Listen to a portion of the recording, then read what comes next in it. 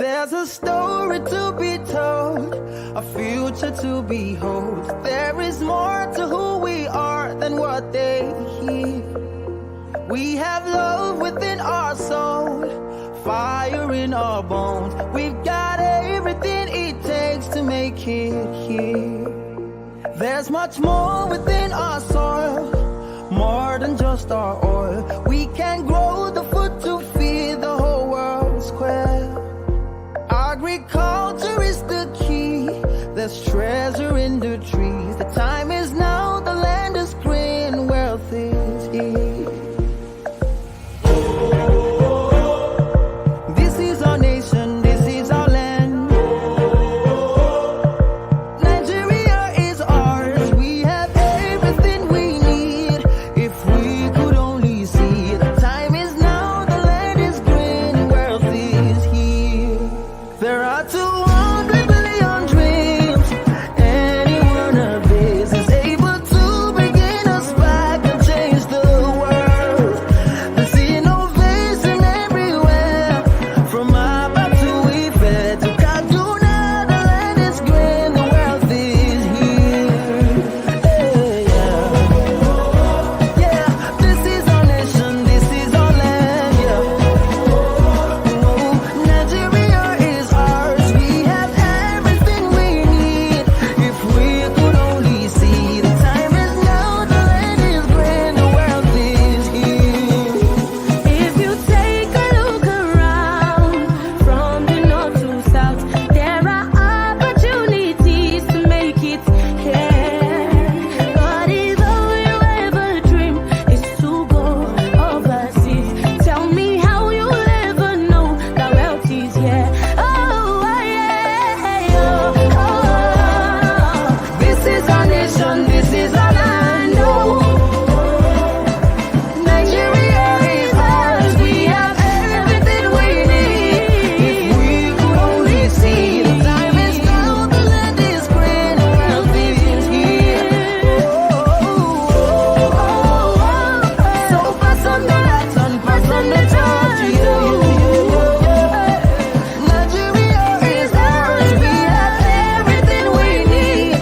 If we could only see, the time is now, the land is green, the wealth is here. Oh yeah. So this is our nation, this is our land. Oh yeah. Nigeria is ours. We have everything we need. If we could only see, the time is now, the land is green, wealth is here. The Business of Agriculture Masterclass is back, and this time it's all about you. We understand how talk can look easy but become daunting with practice, and that is exactly our focus for this year. Agric in practice. 3 days, 9 sessions, 20 plus speakers, 8 value chains. Join Agric experts from September 27th to 29th, 2022, as they discuss the best practices for maximum results in your agric venture, answer critical questions about the specific challenges you face, and teach you how to tackle those challenges to achieve more profit for your business. What's more amazing? The masterclass is free and virtual, so you can join from wherever you are. All sessions will be streamed live on Facebook and YouTube. Visit www.businessofagriculture.org to register for the Business of Agriculture Masterclass today. This is brought to you by the Private Sector Advisory Group of the UN SDG Fund.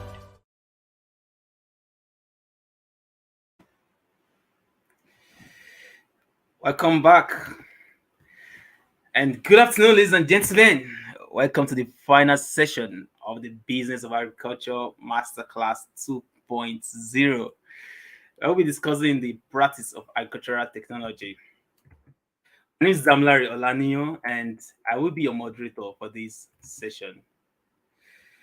The agriculture industry is ripe for solutions that improve farming methods and introduce best practices, improve smallholders farmers' access to financial services, farm inputs, fertilizers, insecticides, pesticides, and equipment, as well as provide other extension services to farmers and even enable farmers to access markets by connecting them with produce buyers.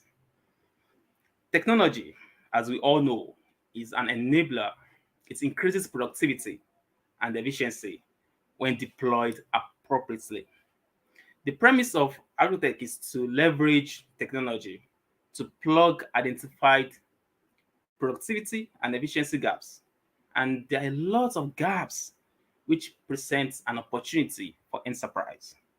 In this session, agrotech experts will dig deep into their wealth of experience and provide the audience with detailed context on the best practices and strategies to employ to become successful in this value chain.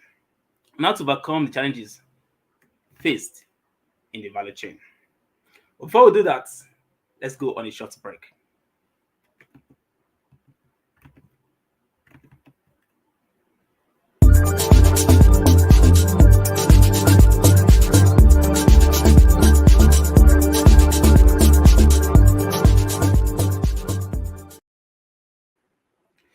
Welcome back. I hope your expectations are high. And like I mentioned, this is the last session, and glad we're talking about technology. So we're going to make it as interactive as possible because today we have we have CEOs of tech businesses. So we have a number of experts with us today to analyze the agrotech value chain in Nigeria and how to overcome the challenges in this sector. So our first panelist is the CEO of the Farmhouse Club, Mr. Uche Chubo. Mr. Uche Chubo, good to have you here.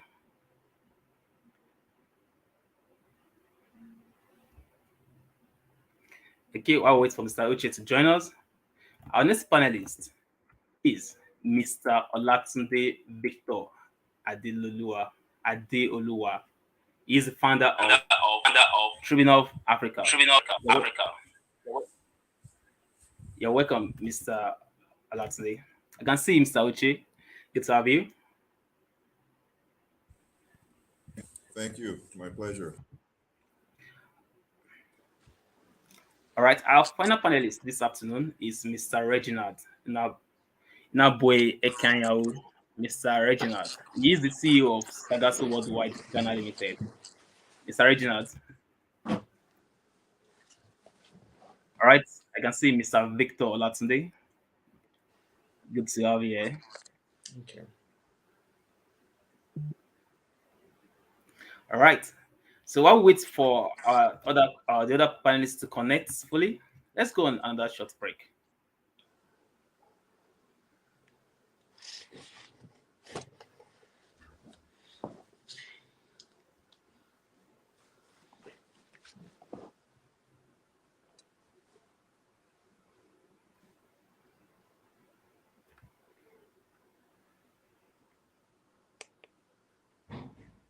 Okay, so we can go on break while we wait for the other panelists to join us.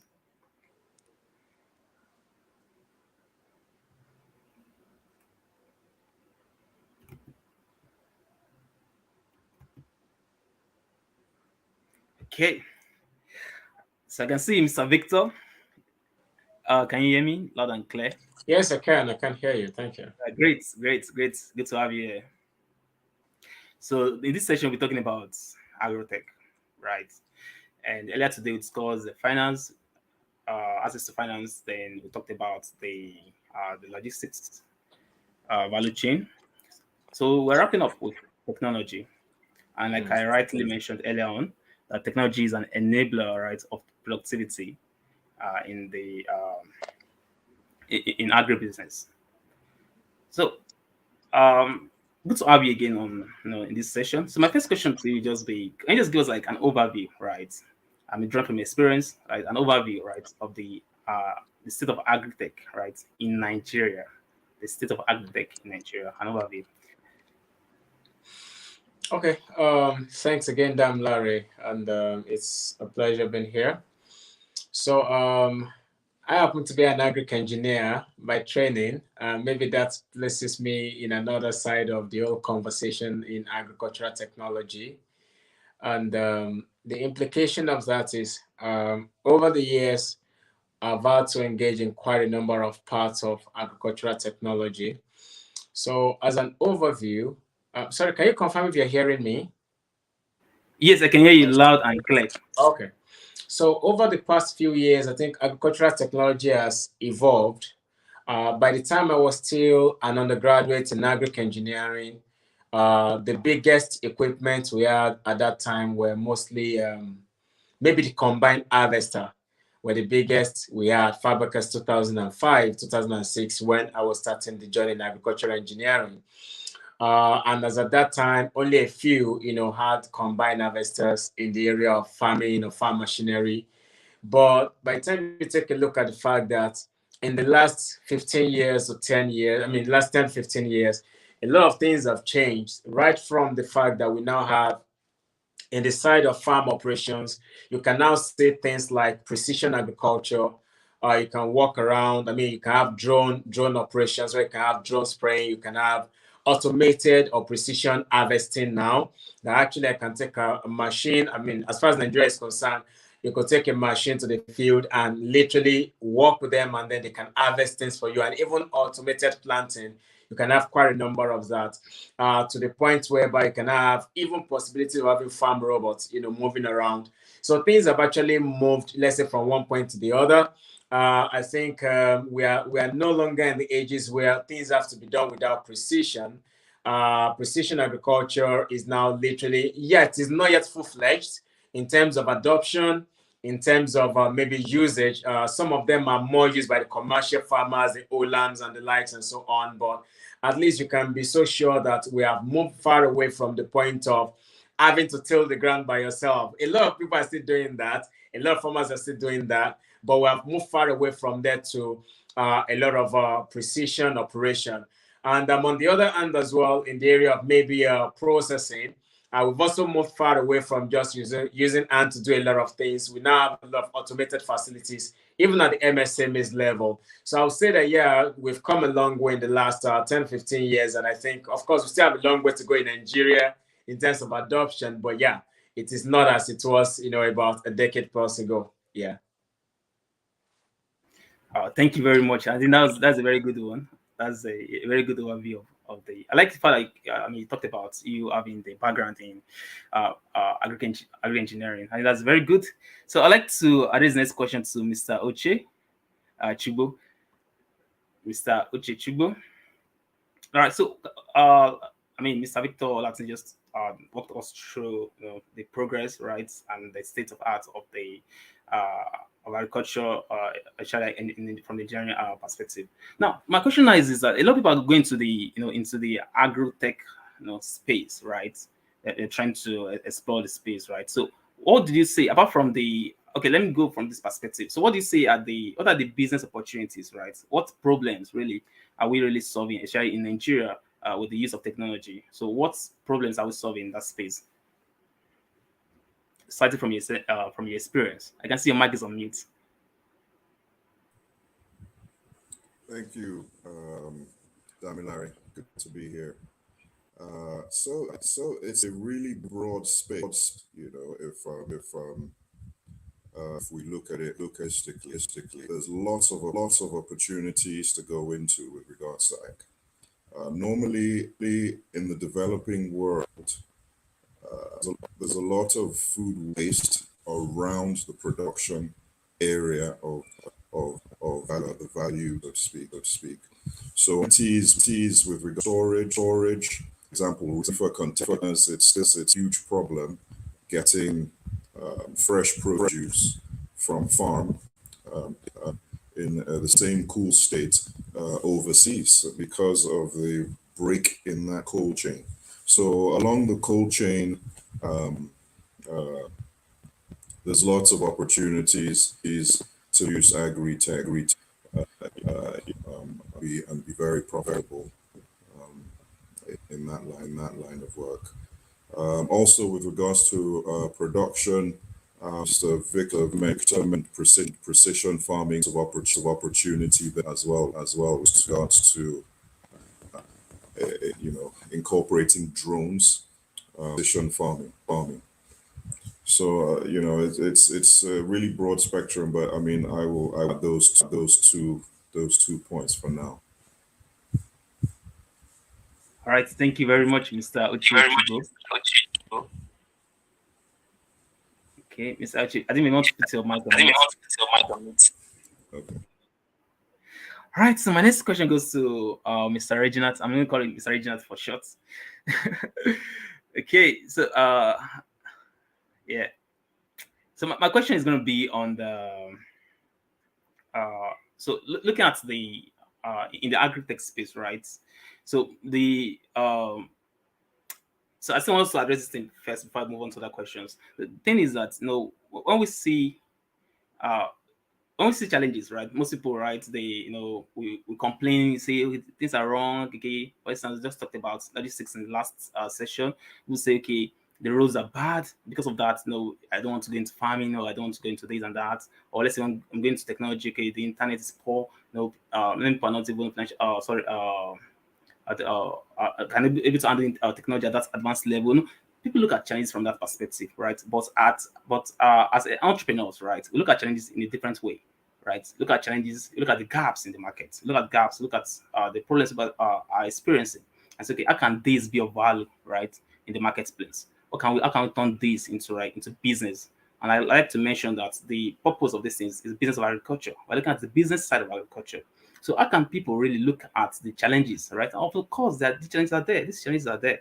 They're in the everywhere, in accessing finance, in logistics, even in farming, in all like every aspect of the value chain. So how can people really begin to look at the challenges, right, in agriculture and turn these challenges into opportunities, right, for businesses? Uh, Thank you so much for having me. And I'm happy to address this particular point you have raised.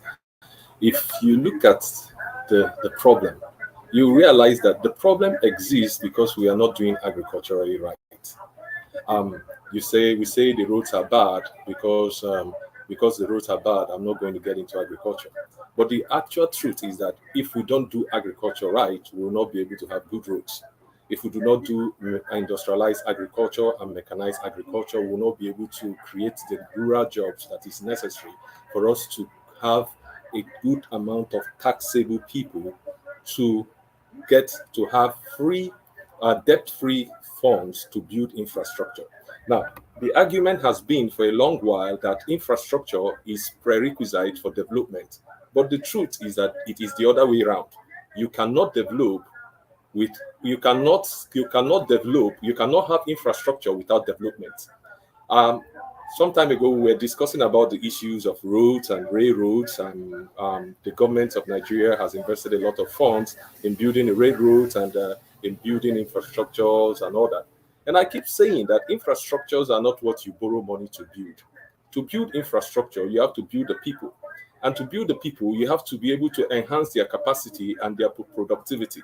And to do that, you must mechanize, you must bring in machines. Now, recently, I have I have been privileged to join a lot of agricultural groups across the world, and especially in the issues of tractors and machineries. Well, there's a program that we are doing, we have started.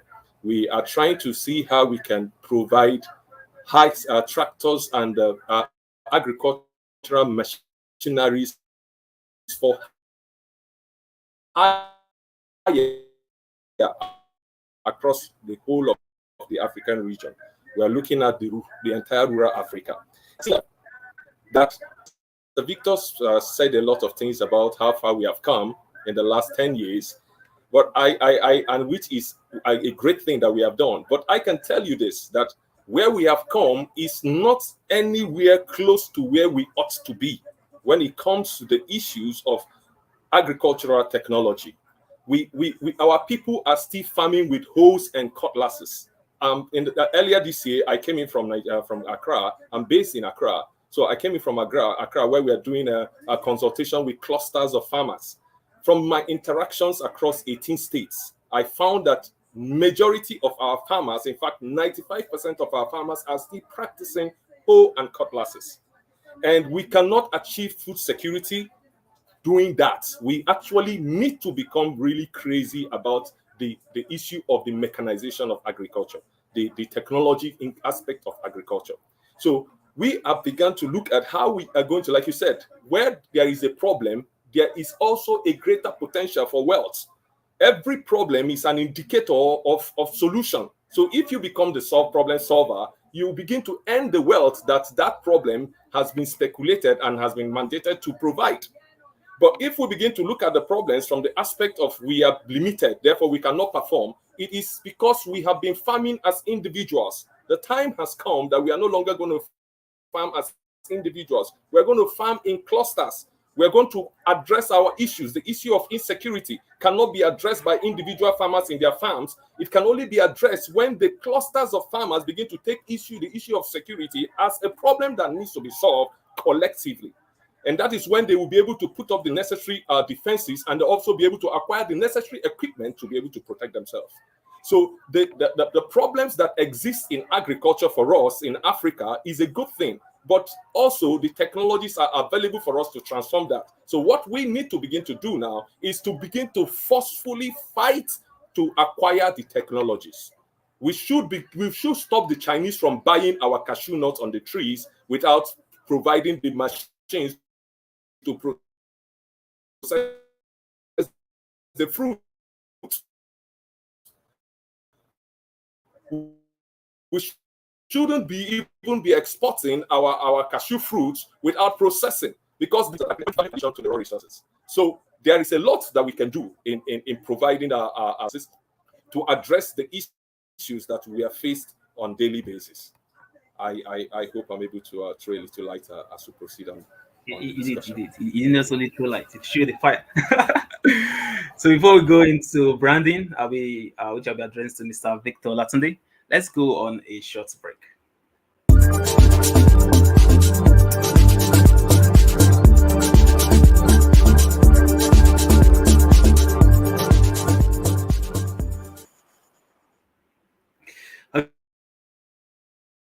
We're addressing this question to Mr. Victor. Of course, when you talk about, now we're more like entrepreneurship, right? So that's like the nature of what we're talking about now. So when you talk about this, you can't remove what we call branding or networking. I don't think we can remove that. So my question would be, so what techniques can someone use, like a newbie, an entrant, right, into the whole agribusiness setup? So what technique brand in the agri-tech market? All right, that's an important question you asked.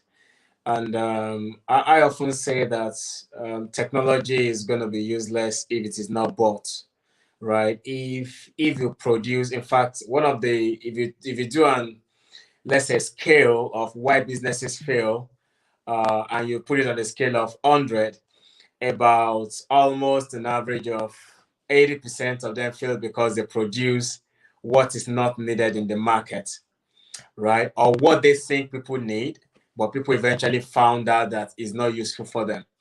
So I think the first point around branding, and many people often make the mistake of thinking branding is just about the packaging or it's just about the visual appearance. So branding actually starts from the product itself, right? It starts from even understanding what the people want and how best it should appear to them, right? I happen to teach sales and marketing a whole lot. And I happen to tell people that, see, when you want to produce something and you want people to accept it, don't produce what you think they want.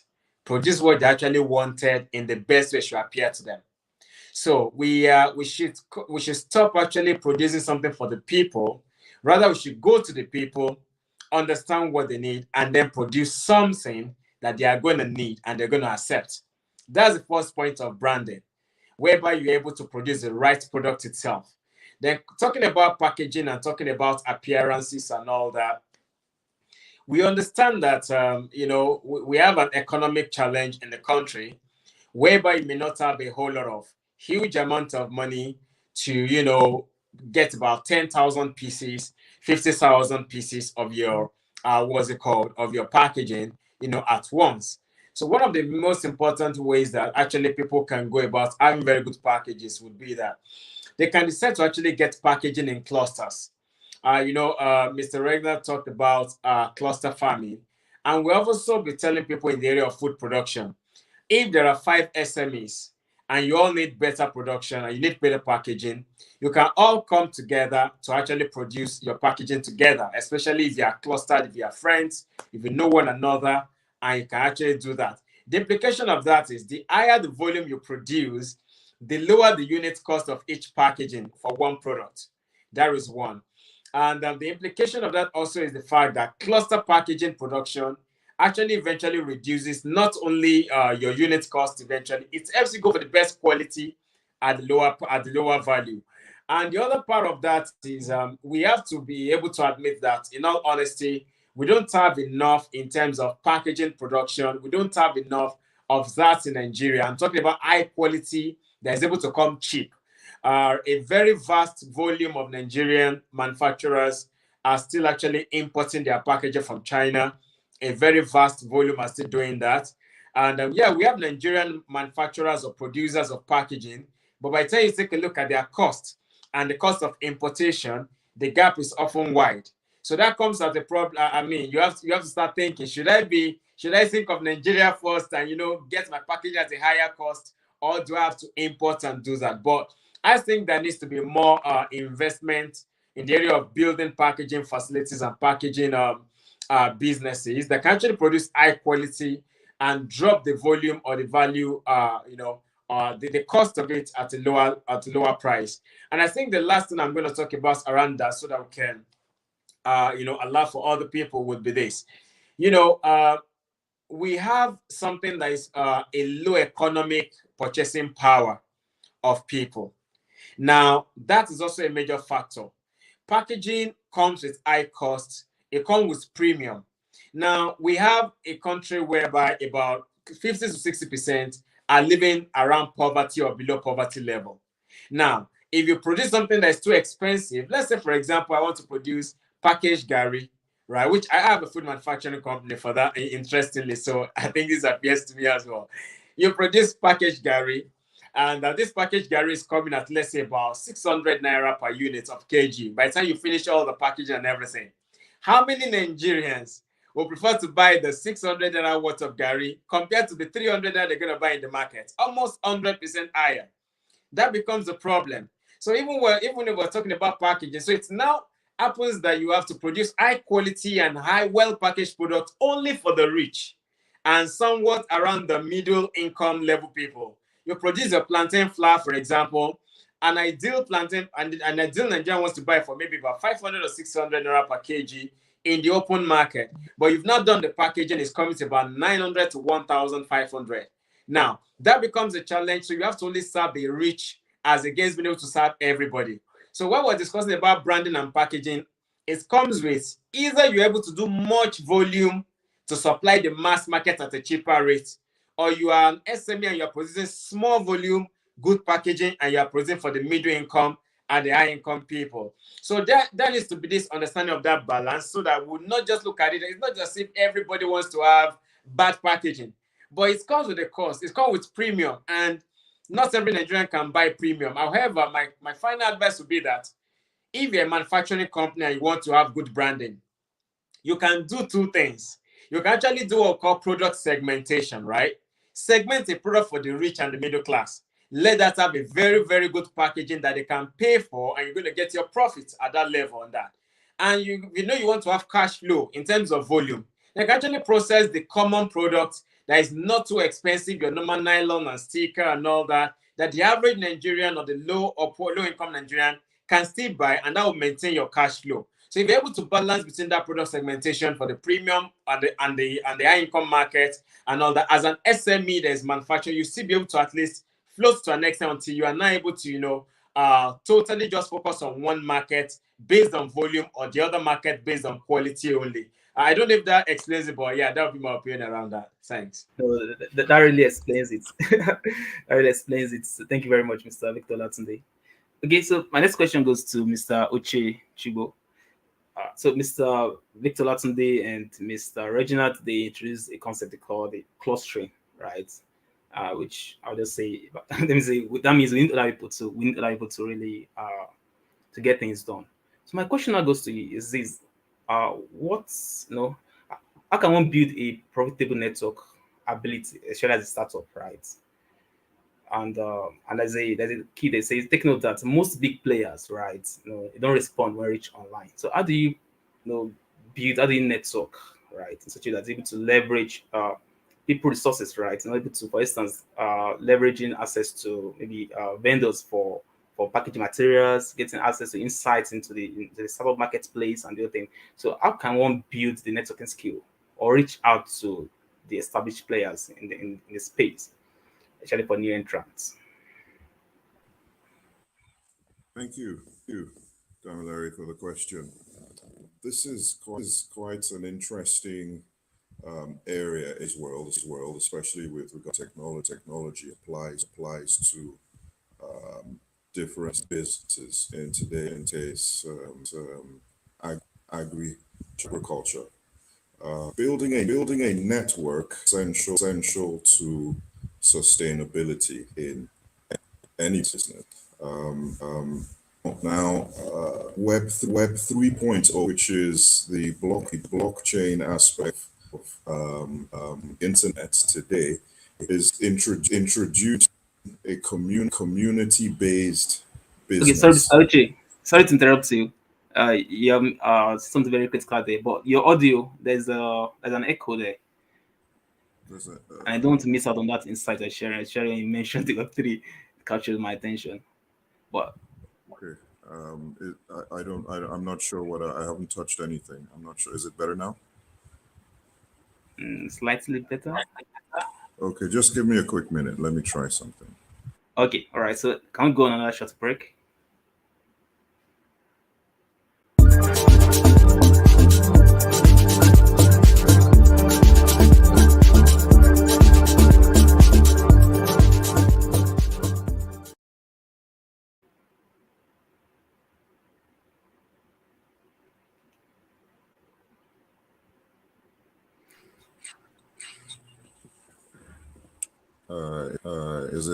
Can you hear me?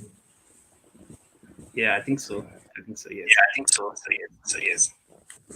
Was into Web 3.0 and it's influencing networking in today's business world.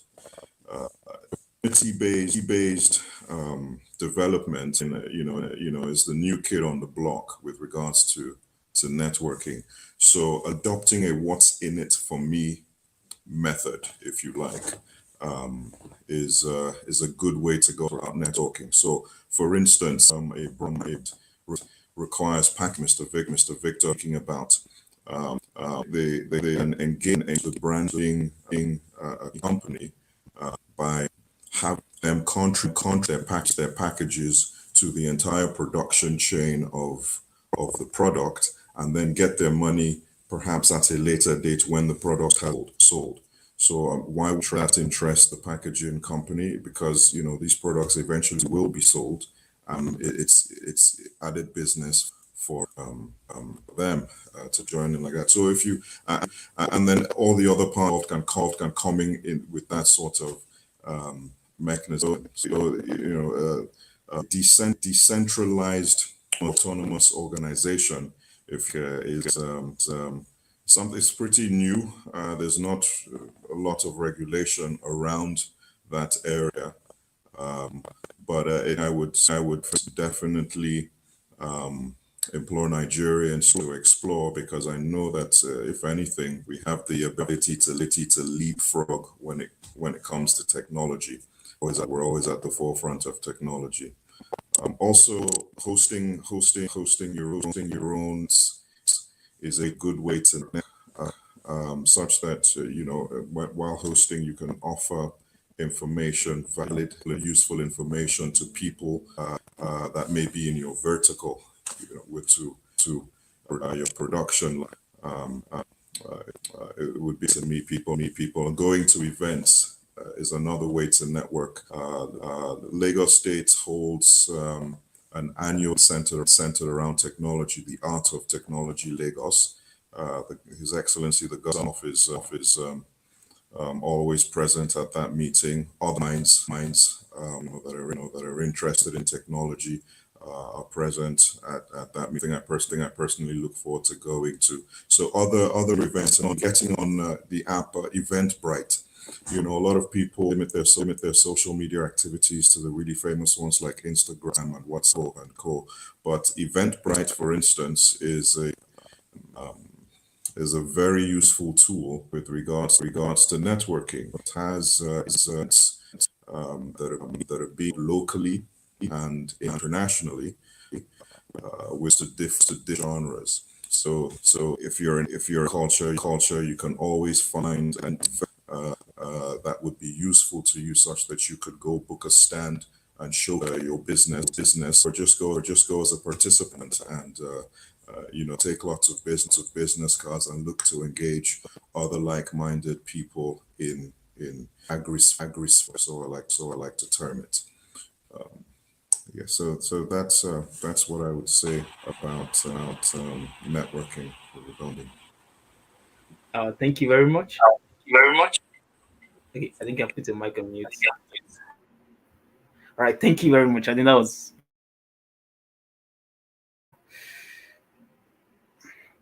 All right, so I have a. So here's the question. Okay, I like the right discussion to Mr. Victor Latunde. Okay, so as a young man, what niche can I tag or target? Should I target? And what should we do? So I'm looking forward to your response. So as a young man with 1 million naira, so what niche should I target in the agro return rate I should be looking at? What's it? Okay. That's a very tricky question. Very tricky because there's no one way answer to it. And that's because we're all different and we have different capacities. So I'll give you simple examples. I play in the agricultural processing space. I have a manufacturing factory. But I can tell you that I have not broken even in about 3 years plus, or even 4 years plus. And several millions have been put into it, right? So if I was looking for fast returns, that space is not for me, right? I keep putting in millions upon millions into equipment, into this, into that. Sometimes you're not even seeing the money. You're not like, you can't see it, but the money keeps going, right? It's going into equipment, it's going to things. You're not yet seeing it in terms of returns. So if you're looking for fast returns, manufacturing is not for you. I mean, heavy duty manufacturing where you have your own equipment and all that.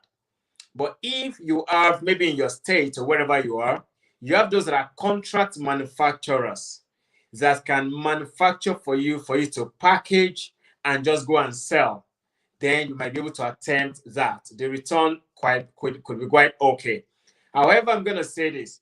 Manufacturing the common food is not going to give you good ROI. And this is what I'm saying. You want to do the normal Gary, pap, the common food and all that everybody can either buy in the open market. You will be competing with the open market in your pricing. So you are not likely going to get a good ROI very fast. But if you want to go into manufacturing and you have contract manufacturers to help you manufacture, and you have maybe little amount of capital, your best bet would be to look at superfoods, special foods, maybe food that can cure diabetics, food that can reduce heart attack, various kind of nutritional food for babies and all that actually have high margins rather than low margins of the common food. That can give you good ROI because you can produce at, let's say, 500 or 800 naira and sell for 1,200. If you're going to have distributors, you give them at maybe 900 or 1,000, you still make your 200 on top of that.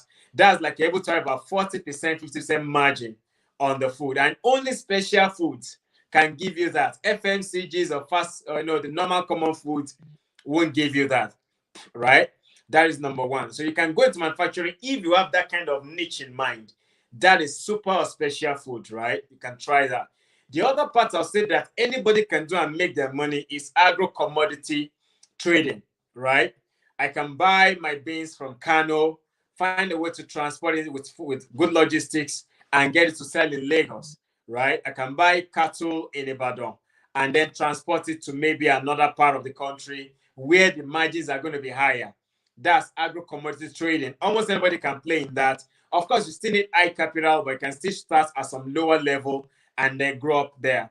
I think the other part that can have good ROI is if you're able to build a cooperative society where you're able to give some kind of loans to farmers, or you're able to give loans to food processors or those that need it for agro commodity trading. You're able to actually do something close to what MFBs do, and then as much about 5% a month, or maybe thereabout, on your capital. So in 6 months, you're already making about 30% on your funding and all that. So that also is possible. The agri financing area is also possible. Of course, it has its own risk of people not paying back and all that, but you must able to put all of them have risk. Every single one of them have risk, but there is a good potential in the place of agri financing, especially if you tie your returns or payment to the off-taker or the people that they are paying, that they are supplying to, or the people that are off-taking the product. There's still some good level of returns on that. And I think the last part I would want to take a look at would be maybe the mechanization part, right? Mechanization has some good money. I have a company that we have tractor, right? We have a tractor that we lease out and all that. The break-even time is longer, but I think that if you're able to walk around having, drone equipment, I have a drone company that I mentor right now. I mentor them as an advisor. And the ROI on each drone, you can break even in 1 year, in 1 year and a half, thereabout. And because people actually are going into having multiple farms in clusters, 10, 20, 50, 100 hectares altogether. That area actually seems to have some good prospects. At least the company I mentor is doing quite well in that space, and the ROI looks very good. And at least I can say people can also go into that. So I'll just pause there for now. Yeah, thanks. Wow, that was quite brilliant. Thank you very much, Mr. Victor Latunde. So I'd like to get Mr. Oche's Chubo's perspective too on that same question, right? I want to see from your own angle too. So a young man with 1 million naira, confused. Okay, what niche should I target in agrotech? And again, what should be my return rate? Yeah, let me get your perspective. So thanks. Okay, well, from personal experience, I'll tell this young man, million to focus up the fight chain, because truth about the matter is, where you go in the value chain, the more you're exposed to the elements. So things like rain, the sun, the wind, the amanile from the land, the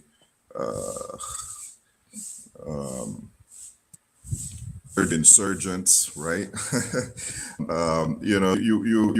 If with your 1 million as a young lad, you really want to stay away from actual value chain and go a little bit higher. So adding value to produce takes a lot of those risks that I mentioned away. You're dealing with people and are providing finished produce that you can then add value to and 10x your money, literally. So I'll give you an instance.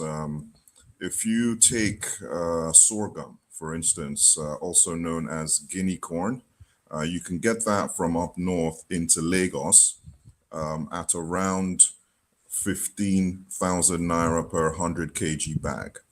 And then if you pulverize that, right, and turn it into powder, already you've 10x'd. That same 100 kg becomes 150,000 naira, right? So these are low-hanging fruits. Production. I'll give you another instance. Julius Berger, I'm sure you're familiar with Julius Berger. They're currently segueing into agri-processing. Just this month, a few days ago, they launched a cashew processing plant. And you can imagine that they would have pulled out all the big guns with regards to research to figure out where the low-hanging fruits are to invest in the state. And And then again, it's easier to export. It has a longer shelf life, when you process these goods. So personally, with your 1 million, I would say, find a product, add value to it, and 10x your money real quick. Stay away from the production aspect of agriculture with your 1 million. If you're looking to, because the truth is, if you're producing, it's a longer term. You've got to wait months. If you get it wrong, you're waiting again for another good season. You're dealing with artisans. You want to backwards date into production. So go higher up the value chain, where people a little more to your, youthful energy, if you are more willing to take risks. Because again, go to a farm. Average age of a farmer in the country is 65, and these guys are holder farmers. You don't want to go to them and say, take this risk. He's going to look at you as if to say, well, if it doesn't work, who's going to feed my family? I've got to wait for the next planting season, or whatever, to get money to feed my family. So there's been a bit of ambivalence with regards to technology adoption in the production. So if I'm going to go into agri-tech, you've got only a million to spare. Look for a produce and add some value to it. This would be my advice. Or better yet, become access to market for the actual producers, by some sort of ecosystem going where you can plug in local producers into global supply chains. That way you can also angle yourself to earn some F, because that thing you might want to consider, right? As quickly against every other currency the face of the planet. We won't go into that on the call, but if you can position yourself to hard currency by finding export markets, there are a couple of tools to use to do that. That's nice, for a young lad going into this. Thanks for the question. Thank you very much for that detailed feedback. Okay, so next segment, let me just call it lessons from the jungle, because you've all been founders for a while and you've seen business come and go, right? And I like to quote Mike Tyson. He said, everyone has a plan until they get punched in the face. So I like it to address the common reasons why some business some startups just disappear. We hear the names, then just disappear. Before we address the questions, I'd like us to go on a short break.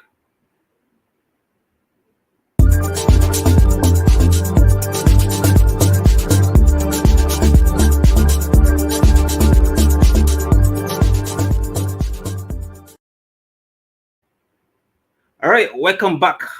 Welcome back. Okay, so I'm going to start with Mr. Reginald. I can see you. Welcome back, Mr. Reginald. Can you hear me loud and clear?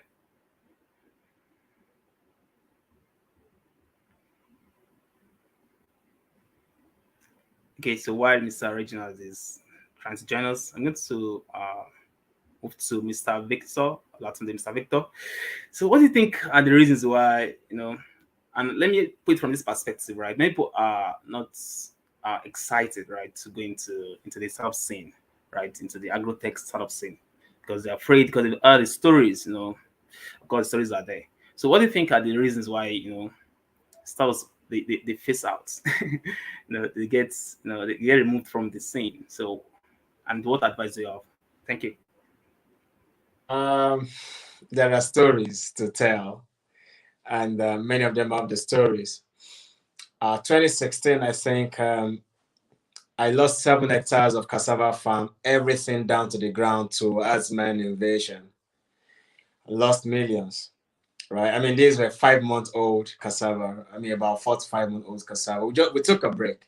We've done our job. The cassavas are growing. Let's go and rest. So we went to rest around November, December. So we in fact, it was very funny that we're coming in February to come and check our farm. That is, we're all thinking to be at the end on my shoulders. I got there and met empty ground, empty, like a real playing ground. I'm telling you. And you can't cry on things like that, but you gotta just man up, you man up. And I remember that we wanted to go again the second time the next year to still use that land and make some money back from what we lost the previous year. So we did miss this time, about 7 hectares as well. And I personally faced Earthmen 3 times on that farm, cutlass against cutlass. Yeah, I'm telling you, real time, real time. Until I was advised to not kill myself, and I had to abandon the farm for them because even the DPO of the environment could not help. That's how bad it was.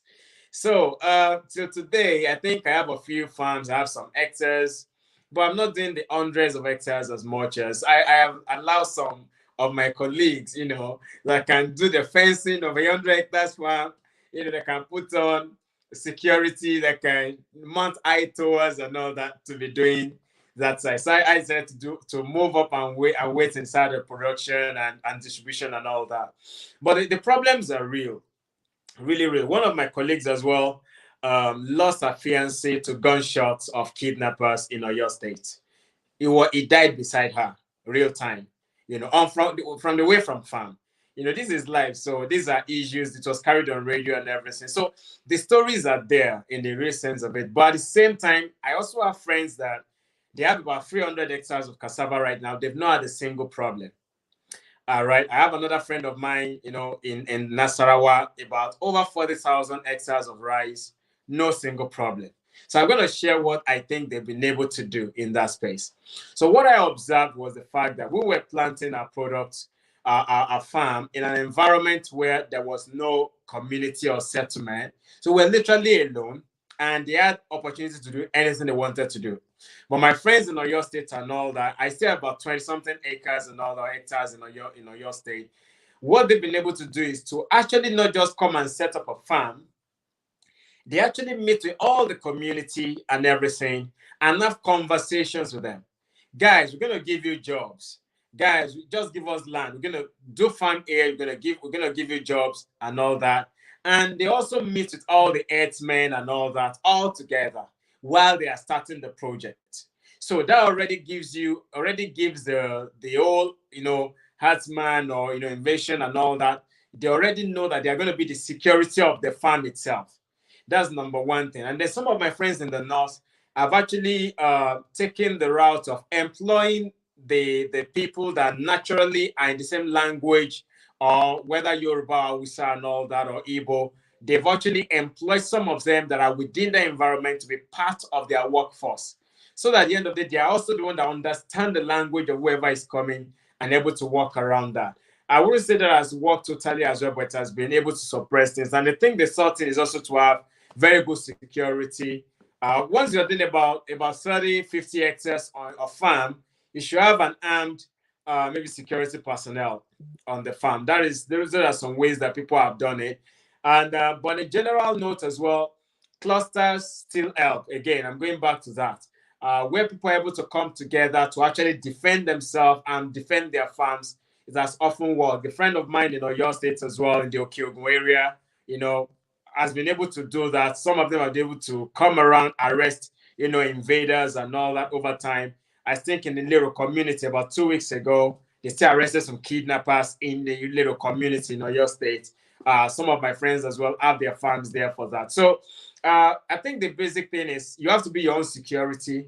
You have to all come together to actually have an effective security together, and you can eventually find yourself being able to do a whole lot in that space. But overall, I just tell people that, see, if all of us get afraid of this, we ain't going to get no food to eat, right? If all of us get to be afraid of it, we are not going to have, anything at all to even export in terms of agriculture. So the basic thing is to actually pull weights together to do it. And of course, if you can afford to do a lot of, security and all that, do it. I was going to employ some time ago. I started research some time ago to work on radio waves. I know the invisible security for farms, but I've not had enough chance to do that. Maybe when we're able to do that, this is also part of agri technology. Maybe we'll be able to bring such radio wave solution and all that across. But yeah, I started it already. We're already even close to actually doing some IoT solutions around it, but we've not finished it. So maybe if we're able to do that, it's really going to help, but it's something that works and it can be used eventually. But thank you. Yeah. Oh, thank you, Mr. Victor Latunde. Thank you. I love that you want to go into the looking at the radio waves, and that's great. And I noticed Mr. Uche mentioned Web3 the other time. Okay, so now I'd like to ask a more simpler question. I'd like to say I'm addressing this question to Mr. Uche, and the question is this, right? For those who are looking to go into agrotech, what do you think should be the entry points for them, right? Although initially we talked about the million naira question, but for those who are looking to go into agrotech, so what do you think should be the entry points, especially for those that have limited knowledge, right, when it comes to both the tech space, right, and even the agri space, but they really want to go into it. Wow, that's not very simple. if you to it's actually very broad because tech cuts across, engineering, which is Victor's forte, hardware stuff, it cuts across all the way to software stuff, but if you ask me where the low hanging fruits is, I would revert to marketing, so a simple e-commerce platform that markets farm produce directly from the farm is not so hard to set up, right? Technologically speaking, and the legwork would then entail meeting these farmers, plugging them in a platform, right? So that's one of the low-hanging fruit, that is not going to break the bank in terms of capital that I would recommend. There are so many other opportunities. I alluded to the cold chain the other time. You'd be to know that that we don't really have adequate knowledge, even at the airport, of what with cold storage. Once you're looking to export fresh vegetables or flowers, you freeze it, attain the same temperature until it gets to its destination. A break in that chain will cause the food or the whatever the produce to perish, than it should, and it can be when it gets abroad, especially if you're going to Europe. So this, another low-hanging fruit with lots of business opportunities there, but it's not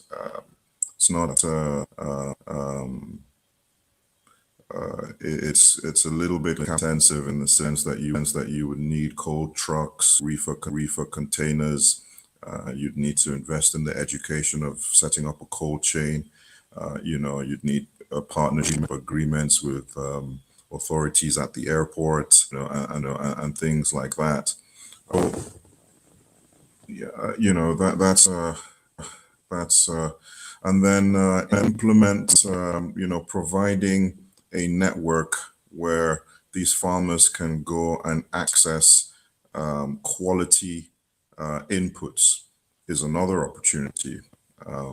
It's very seldomly spoken about, the source of inputs, because it's this is something, again, with the origin to export, because obviously you want to make hard currency. So that would be the primary purpose of setting up this type of business. Looking at the export market, if you're looking to go into Europe, which is stringent in the world with regard regulation for importing any kind of food in the world, you want to make sure that the inputs going into that produce meets the standards abroad. Brings me to my next point. Actually, there's a huge gap with regards to farmers being educated. So, for instance, Global Gap is a certain body that certifies farms. and trains them on best practices. For instance, how Kenya has over 1,000 global gap farmers, and in Nigeria, only three farms that I know of that are global gap certified. This is a huge opportunity that a lot of people are not paying attention to. Training is huge. So if a young lad wants to go and get the required training, he will have farms lined up that he needs to train on how they can go about setting up shops, such as they meet international for export, and also with the advent of looking to diversify the economy from its reliance on crude oil export. There's a lot of push going towards all sorts of funding to non-oil exports, right? So that itself is an opportunity right there to be looked into. Just educate people on prerequisites for exportation. You find that if Russia comes in today, I'll give you an example.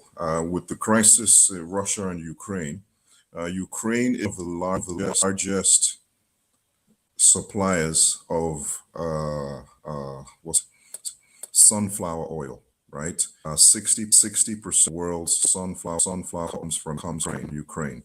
Now with the crisis, 60% of the sunflower oil has literally disappeared. Sunflower oil, as we speak, has literally drupled. It's gone up 4 times, right? Nigeria, we have sunflower oil literally growing in the wild, literally growing in the wild. How many people know the process of getting to a point where you can export these things? There's a lot of opportunity for training. Educational technology, agtech space is something I really advocate people to look into. Thank you. Wow, that was great. I think we need another break. This was not to set in. Let's go on a short break.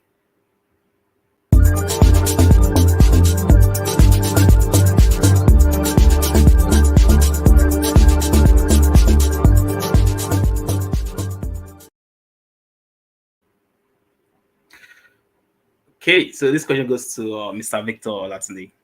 All right. So, what advice, right, do you have for the the younger entrepreneur? You're still young, so don't feel old.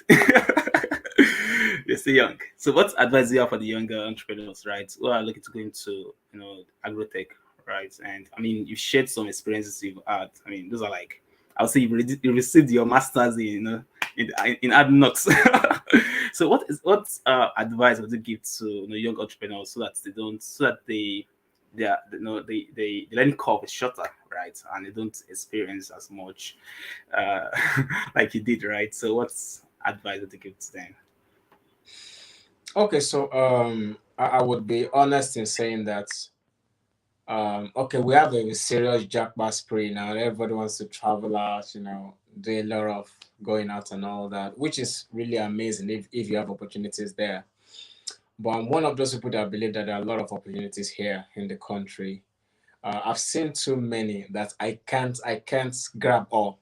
I wish I can, right? There are multiple opportunities in the agri sector if you know what you're doing and if you are committed to it. If anybody asks me what I would advise anyone, I'll say number one, if you can't be resilient in pursuing your path in agriculture, then simply get a job or do another kind of business. Agriculture requires a lot of resilience, patience. So I'll say this, agriculture requires patient capital. It is not a fast capital industry. It requires patient capital where you have to let your money, rest, sit, work, and then bring results. Do you understand? It requires patient capital. And because it requires patient capital, it means that you yourself must be patient enough to actually gather patient capital. So a whole lot of patience is needed in the agricultural sector, whether it's manufacturing, whether it's precision agriculture, whether it is distribution, whether it's marketing, even to get export license, you're gonna spend some months, right? Whether it is to let's say get NAFDAC certification for your food manufacturing, you're gonna spend some months. Whether it's to get FDA, license to export, you're gonna spend some months. So I think the basic of my advice would be, if you want to get into agriculture or any of the value chain, be patient and be resilient. If you don't have a good dose of those, don't near it. So if you have a good dose of that, it's a good place. The opportunities are vast. The second thing I would want to say is this. I would advise individuals to not go into agriculture alone.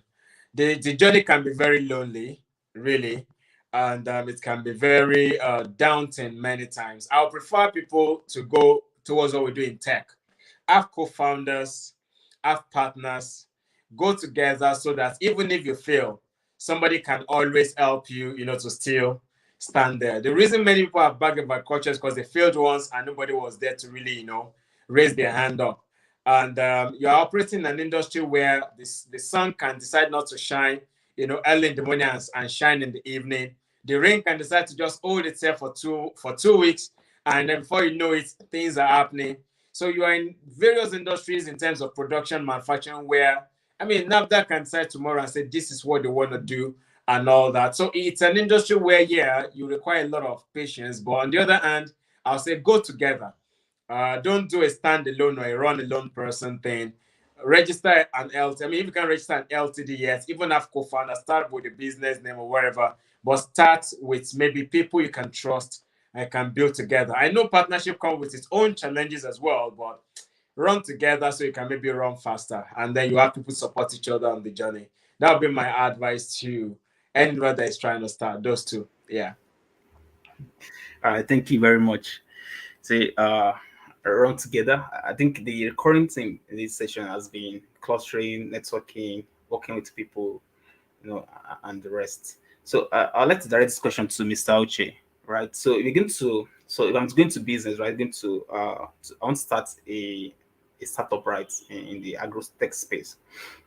And I need to build up a team, right? Maybe someone will handle the sales, someone that has the industry knowledge when it comes to particular crop or whatever it is. Now, my question is what techniques have worked for you, and what techniques would you recommend in building team, right? Not to maximize, right, your investments in agrotech.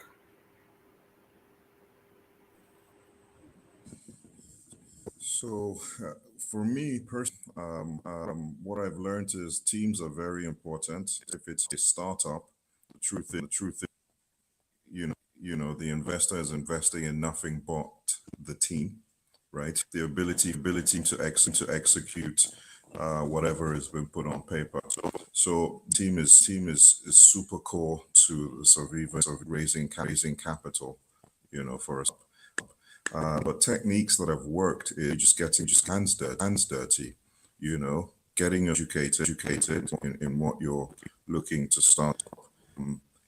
Getting some form of practical experience in the field as well is highly important in and building an MVP. So in the tech space, especially software related, I don't think it kind of is for Mr. Victor's area. I'm sure it'll cost a lot more to get an MVP going in his next. But from a standpoint, the software, getting a demonstrable product that you can demonstrate, even something that doesn't have all of that, the full blown package would have. It's definitely key to raising capital. Most of the time, the truth is, the guys with the older guys, right? And if you're talking tech terms to them, they really haven't got a clue what you're talking about. So you really have to show them practical examples of what tech you're talking about is to do and how help people, and then another thing is you might want to your audience with regards to raising money.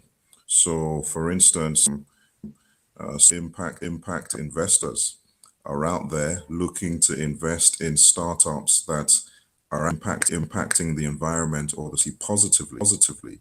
So if you can put a spin on a business to that, then you expose yourself to those kind of investors that are specifically looking for you. Resilience, again, I've heard Victor speak about it. I was just nodding my space. In this space, if you don't resilience, just get a job. And like he said, literally, you've got to be resilience. You have to develop a tough skin. It's a prerequisite to success in this industry. So be prepared to knock on at 100 doors, right? And I'm talking about friends and family, including friends and family, before you can even get your first yes. Jesus for set up a meeting with 60 different investors. Half of them turned down, but the other half he was able to run 50K each from all those investors to start Amazon. And Amazon is right now, people can't imagine their life Amazon, but at the time it was people were wondering, what is this thing? Why would I want to buy any of the internet? What is the internet even? So sometimes you might find yourself, especially with regards to technology is always moving than legal system, the status quo in any given. So you're a lot of times going to find yourself trying something that people are telling we don't need this just yet. I'll give you another example with Henry Ford. When Henry Ford invented the car, people were still riding horseback. If he had gone to them and if he had asked, what do you need? They would have said a faster horse. Do you see what I'm saying? But he went, he was resilient enough to realize that his vision actually held water. And look at us today. I'm sure we can't imagine ourselves without cars. So you've got to be resilient. You've got to be prepared to be able to take no, apt, come back even stronger, many doors as possible, and build the right team. That's what I would advise.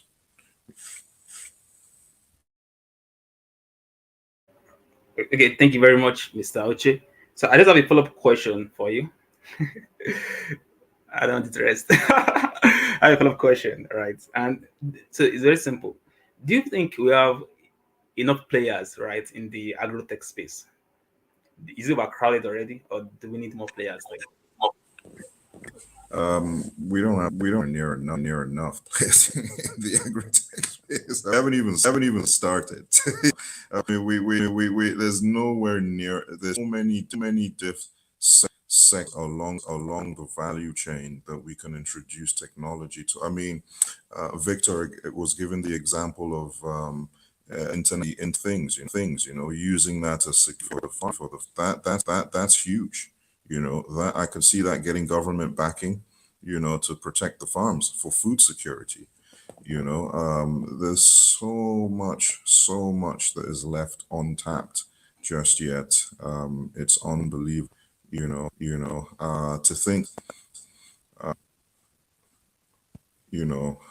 lot of our goes through countries such that it can be accepted is a big problem. Technology can solve that.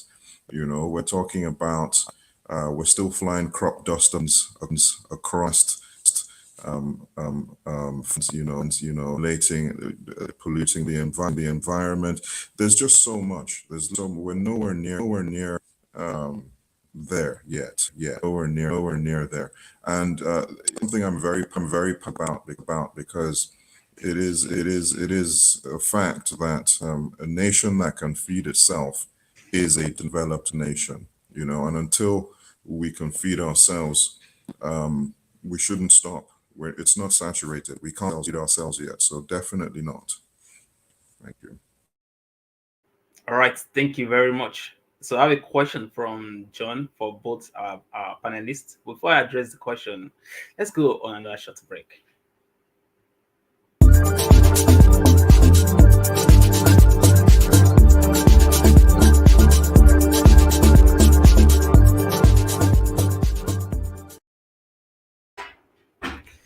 Welcome back. Let's see Business of Agriculture Masterclass 2.0. And this is the last session. And I'm enjoying it so far because I have brilliant panelists there. Okay, so here's the question, right? So first, I would like to get a response from Victor. So what agricultural challenges have you addressed using tech in Nigeria? And what has been your journey so far? Okay, so my journey into using tech is quite long. So I'll just list them in a little bit. So I built my first machine, agricultural machine, when I was in 300 level in school, and I built a sugarcane juice extractor to remove water from sugarcane. In my final year, I built a yam pounding machine. That was 2011, if I remember well, and it's actually pounded yam well. At that same 2011, I built 3 versions of cassava peeling machines and actually peel cassava well. Of course, I have maybe better versions now, and they actually did it. They did it well. In my master's degree, I built a floating fish feed extrusion plant, which actually produced floating fish feed. We import it a lot. We import most of our fish feed, the floating ones from US, from Israel, Rana, and the likes. So I built a machine that actually, produced floating fish feed with Nigerian formulation, and it floated for over 24 hours. That project went ahead. We pitched it to the World Bank, and the whole of FUTA actually won a grant of 10 million naira back in 2014 to do another version of that. Of course, I had a supervisor that we worked together. Just saying, Sister Uche. So, we worked together to do another one at that. So, as of today, about 90% of the machines in my food factory were built by us. 90%. Whether the cassava grater or the hammer mills or the fryer, whatever the deep fryer, we've fabricated all of them in Nigeria. The only thing we bought was, I think, the sealing machine that actually was bought from China and all that. But any other thing were manufactured. I remember also that I designed a water hyacinth harvester that can remove this plant on top of the seas and rivers and all that, can harvest them. You can actually use those water hyacinth for renewable energy, for biogas. You can also use them for bands and all that. I worked on that. I've designed electro-hydraulic pressing machine that is working in my factory right now, that just press a button to press anything and extract anything. So I can just keep going on and on. But there are lots of areas that you can actually solve with technology. I wanted to go into drone tech, but I now have a company that I mentor that they're into drone spraying really well. And interestingly, they're working now on building their drones in Nigeria together with a partner in Oyo State. So there are lots of areas that some of us have worked in tech, but I just mentioned a few of those practically. The critical thing is there are multiple problems that farmers have, right? Recently, I was contacted by a company to help them develop an ogbono processing machine. There is none of it as of today.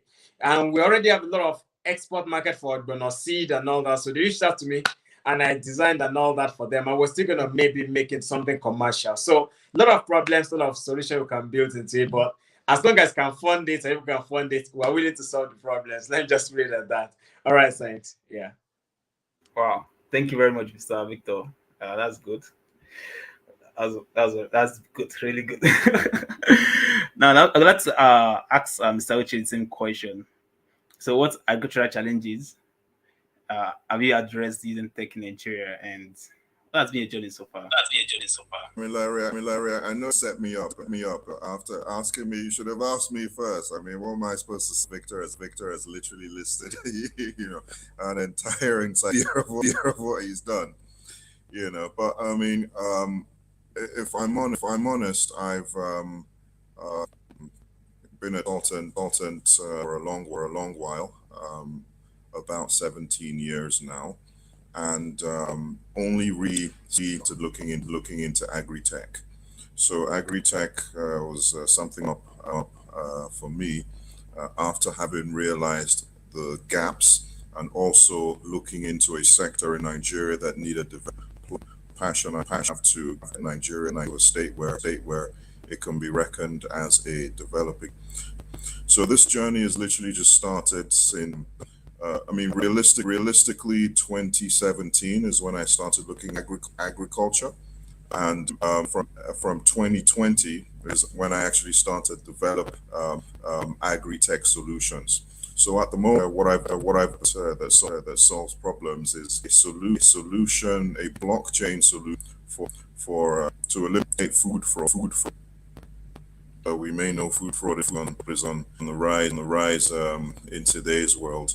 That also plugs in local producer, global supply chains.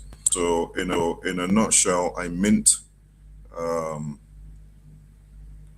agricultural token, right? So if you know how you have a USDT coin, I pretty much mint cocoa coins and things like that. And these coins are backed by actual agri produce after they've been quality checked and quantity checked from user. It's been quite tough. It hasn't been easy journey, you know. I had to literally develop a thing that I had, you know, convincing regulatory bodies as to, is it a Bitcoin, is it not a Bitcoin, is it fraudulent, is it not fraudulent, you know, is it a scam, is it not, you know. Just as always, technology moving than the legal system. So I've had to literally. It's been a lot of talking, educate people.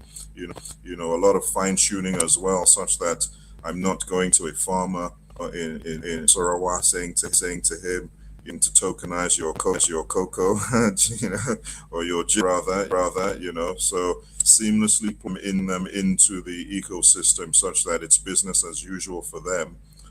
You know, but I'm doing all the heading with regards to present tokens to overseas so that they can buy it, and then they have to the actual produce house and how they just instruct on where to deliver. You know, it's actually still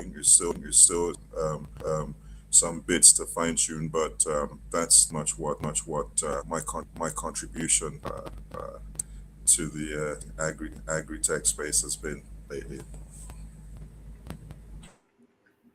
Thank you for sharing that. I think it is a significant contribution.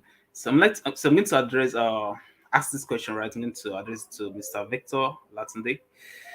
I remember earlier on you mentioned that you poured a lot of millions into the business, but you haven't even broken, not achieve, how do I call it now? You're not broken even. And you mentioned that one has to have what they call the patent capital, right? Again, going to this kind of business, you into the heavy duty manufacturing and expect instant cash. So regardless of all these things, right? Regardless of this context, so how can a startup, right, that does not enjoy economies of scale, break even and become profitable in this business? That's a tricky question because it is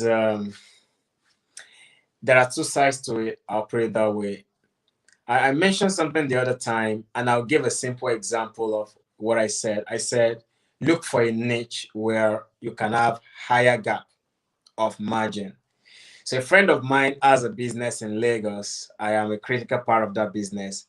And all we do in that business is okwa. You know, there's this Igbo delicacy okwa. And what we do is we walk around the picking, the sorting, the cleaning, and we package it. As of today, as I speak, that business, we have about 8 staff minimum, apart from those that are working in the farm in the east, that are doing the picking, that are doing all that. And the bigger portion of our market is actually in the diaspora. So being able to sell something that has a margin of about 400 naira on the pack and able to export it is literally, I mean, that business grew from having over maybe just about 100,000 naira in 2019 to turning over several millions per month right now. So if you're able to focus on one niche that is not yet, I would say maybe not saturated. Okwa is general available in the Igbo side, but it is not really available for the people in the diaspora. It's not really also easier available for people in Lagos, the average Igbo guy. So this company decided to look into that saying just that one product and make it into Okwa seed, Okwa meal, Okwa pando. We even have as little as an Okwa snack that can eat together with coconut. Picked one product and made it into a value chain of multiple products, and that has actually worked. So if you don't have a lot of money and you still want to make profit, then niche down to just one major product that has good opportunity for high margin. That is very possible there. The other thing I want to say is this: seek first the export market as soon as you got good standard. You want to make good money, you want to break even. Honestly, Nigerians can't pay you as much enough unless you're selling large volumes to the mass market. But if you have a lot of money and you have just little, maybe some millions to spend, let your focus be on the export market. They pay well, they're able to pay your value. I mean, and you can sell. So let me put a picture to that. 1 kg of Gary in your Nigerian market is maybe 500 naira in ShopRite, or maybe 600 naira at most. But that same 1 kg in the US can go as much as about close to $8 or £7 thereabout. Multiply it by Nigerian money, that's about 3,500. Let's even say you transported, you spend some money, you're able to make over 100% of profit than what you make selling to an average Nigerian. So focus on the export market for your products. And we have a lot and a lot and a lot of opening. Mr. Uche talked about that the other time. Like, there's a huge market for the export market for almost any manufactured product, as long as you have your way and you're able to make it. I think that would be my hack to breaking even very fast. Yeah. Wow, thank you very much. Now, the next segment coming towards the end of the session. So let's call it critical insight from our panelists. But before we do that, let's go on another short break.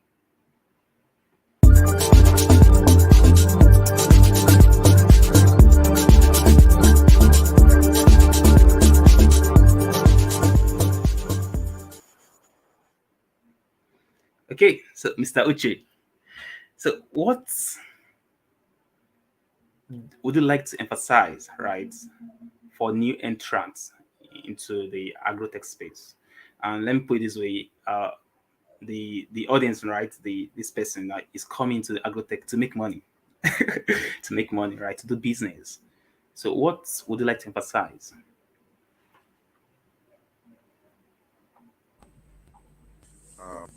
I would generally just like to emphasize the team, right? Make you have a competent team, right?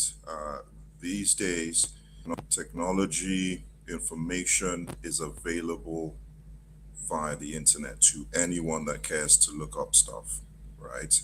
But it is that will translate that information to knowledge, use it to the profitability of the venture, right? So for instance, the difference between a Toyota and a Mercedes-Benz is not anything hidden. It's literally management. It's the what is driving the company. Do you understand that?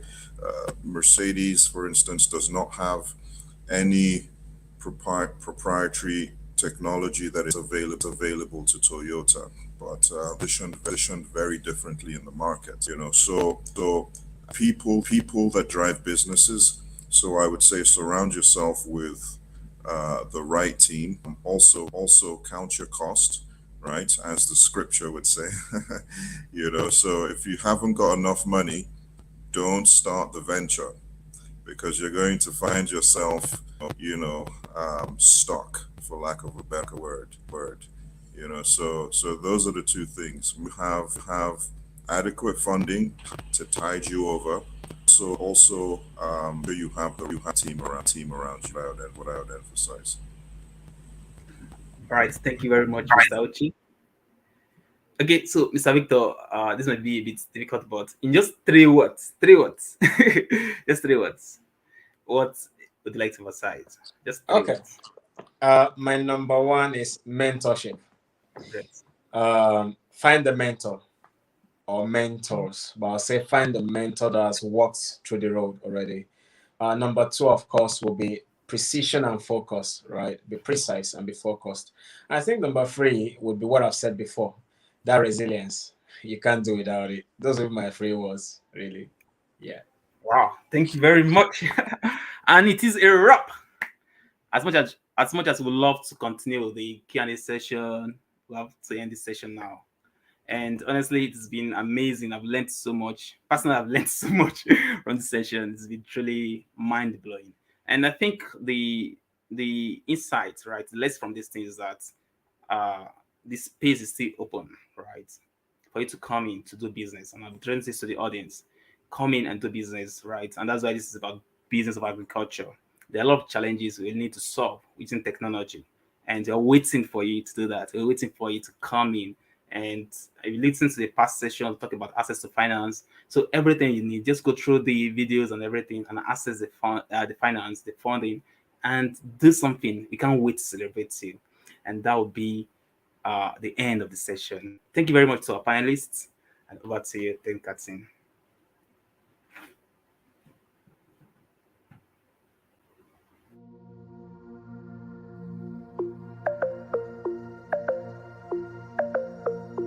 There's a story to be told, a future to behold. There is more to who we are than what they hear. We have love within our soul, fire in our bones. We've got everything it takes to make it here. There's much more within our soil, more than just our oil. We can grow the food to feed the whole world square.